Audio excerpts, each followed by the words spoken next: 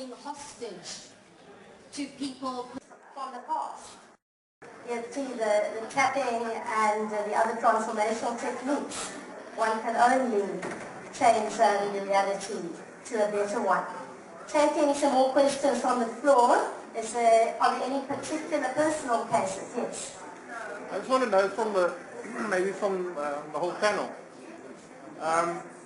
something that's come out from everything that's been said already is that we live in a society that has set up the way we're supposed to think about things. And one of the things, my realm in which I education, so looking at the educational systems that we have throughout the world, but specifically that we have in South Africa, a child is taught from a young age that there are specific answers to specific questions, and if you step outside of the box, you're going to get a cross. Are you saying the conformity? Yep. To conform to a certain way of thinking that has become the norm. So what can we add in to change people's thinking so that these children will have their creativity nurtured? What can we add in? And I think it has to start with the parents, because the caretakers sit with the program. The caretakers influence their children and they block them. My own experience was the same, and I still am a dyslexic, and lots of dyslexic children are the ones that are suppressed creativity. They are forced to learn to read and write the way education teaches us. And my parents, like many parents, were controlled by the same system, so they tried to avoid me being creative, because they wanted me to fit into society, earn a living, all that. Because the parents are the ones that teach the children at home, and they have to give support to the children. Thank you. That is very, very valid. And if we can, maybe if we can support the parents in a new way. And Liesel, what would your insight be about that? Yes, it all starts with it because we grow up in a home where our parents, the only way they can do things is to sort of, my words are failing, but the beliefs go from generation to generation. Yes, yeah. But one thing I'd love to add is if we can teach children more life skills so they have more choice earlier on. So if they can learn something like EFT, I've seen fantastic little video clips of children using EFT in their daily life in the school where they teach actually. So if we can reach those caretakers in schools and help them to let the kids take care of the little nigglies during the day, they can grow up with far more choice and creativity and be able to live lives of choice even at that young age. So in schools we can do so much, even on the level of helping, teaching children life skills. Thank you. So here is another tool that you can introduce immediately. And Iris, what would your point of view be about this? And now maybe even looking at the realm of, from the maternal point of view, from that of the defined feminine. Definitely, because what we're actually talking about is that imbalance with the creative essence. And again, it's actually the Kabbalah that says that peace will only come once the femininity is actually balanced. And it's worrying that we are slipping more and more away from that mother mind, that creative essence, and trying to make kids fit into a particular system. And the educational system has become more and more logical. You take a grade 1 and they're told, now you will only count on the abacus, you're not allowed to use your fingers. Then step 2 will be, then you're allowed to use your fingers and the abacus, etc. So we're starting to limit that mind and creating more and more of an imbalance, and that's what's creating this imbalance in the femininity and masculinity in the world.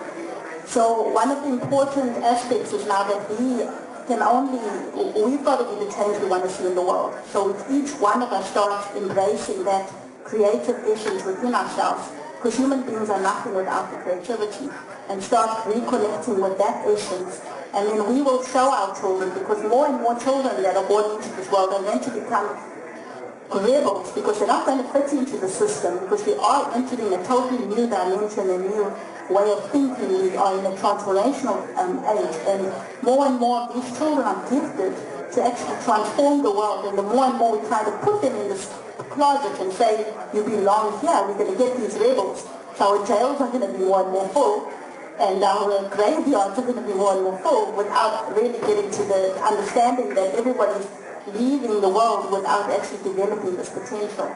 So it starts with each one of us, so we've got to ask ourselves, what are we doing today to nurture that mother mind? What are we doing today to nurture that creative essence?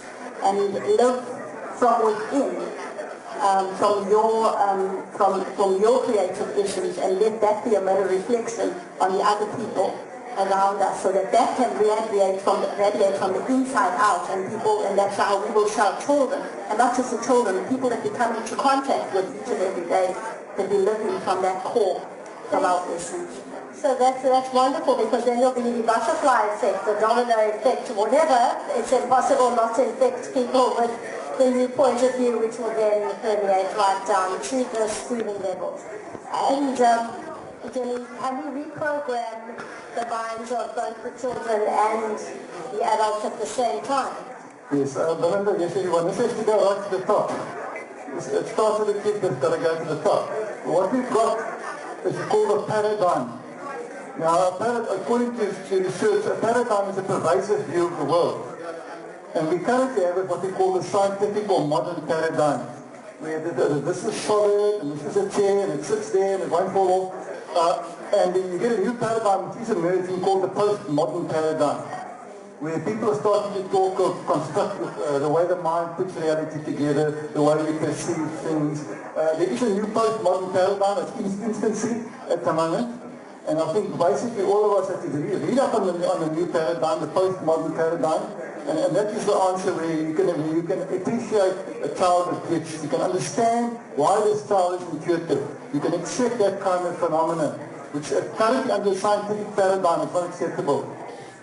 Yes, and let's say the mind is certainly unfolding, and the consciousness is evolving, and everybody here is, what I love, a possibility thinker. And with these children who are the new children, I certainly have one right over here who's an amazing thinker, and Fundi with the Rubik's Cube, etc. We are forced. We're forced to think outside the box. And these amazing topics for new books are coming up right now. Whereas in the past there was very much surface stuff. I love the old classics of how the subconscious mind, positive thinking, etc. What's happened is we're now getting new information, or you can put it on steroids. As Jimmy's book it's a souped up stuff. Seeing through the matrix suits everything else up too. And you suddenly realize there's a new charge of excitement. There's this feeling of possibility. Oh my gosh, I can create again. So we have all of that, and it's been shut down. And the collection of people you have right here are opening that all up to us again. And we need to dare. We need to dare to be visionaries. Yeah, we have to ask ourselves, is fiction not more true than fact? I love that. And that makes sense to me, because the facts that we're fed, if you look at the theories of 50 years ago, 10 years ago, whatever, the more we find out about quantum science, the more we realize that the so-called facts are not even the same. So the facts are no longer the facts. The possibilities. Because Jimmy's research is cognitive and scientific.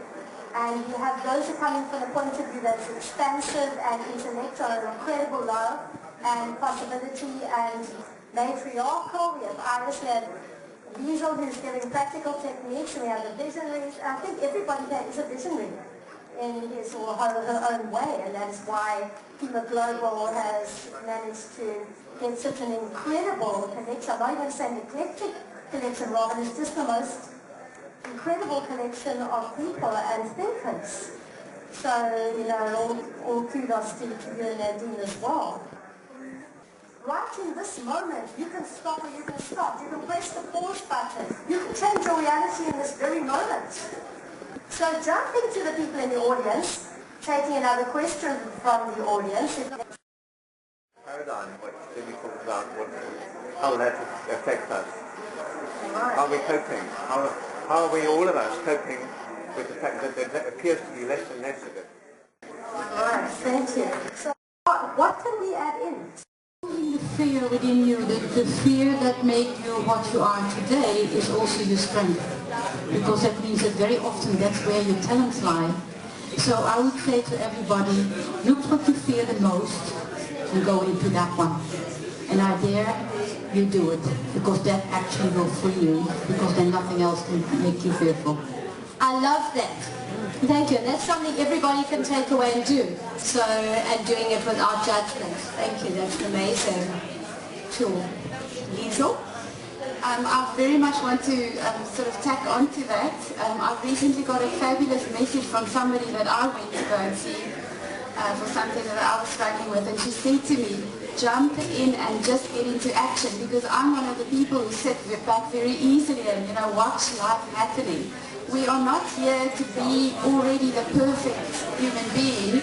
We are here to work with life and to get into action and to get our hands dirty and to do things wrong. And it doesn't matter, because we get experience that way, and that leads to wisdom in the end. So just jump in and get your hands dirty and enjoy the process. Go back to being a child and having fun with it.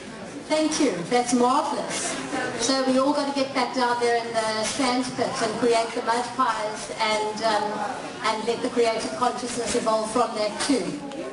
To be doers and thinkers. For me, life is definitely the toughest exam, and I think most of the time why we seem to fail, in inverted commas, because it's not really failure, is because we're constantly copying the next person and not realizing everyone has a different exam paper. And it's about just being open and receptive to your experience, open and receptive to that exam, looking at that exam paper that you have in hand and living the best life from your core. You'll realize that your dream has always been there. It's just time to live it. Marvelous. Thank you. That's so inspiring. About that And my advice to anyone who's researching would be, try and come to understand who you are, what you are, and what your purpose is in this sphere at this time. And then find the path that suits you and follow that path. The path that will lead you on many, many different paths, that will lead you to unfoldment, that will lead you to evolution, whatever you believe in. Find your meaning, and then find the path that leads you to that meaning. Thank you. And I think that many people are going to be inspired to just get out there and do it and start living their dreams.